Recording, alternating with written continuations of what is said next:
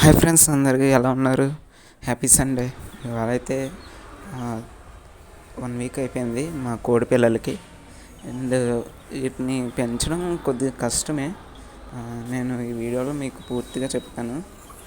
నేను వీటికి నిన్న బెల్లం వాటర్ పెట్టాను కదా, పింక్ కలర్ కోడి పిల్లకైతే ప్రాబ్లం అయితే సాల్వ్ అయిపోయింది.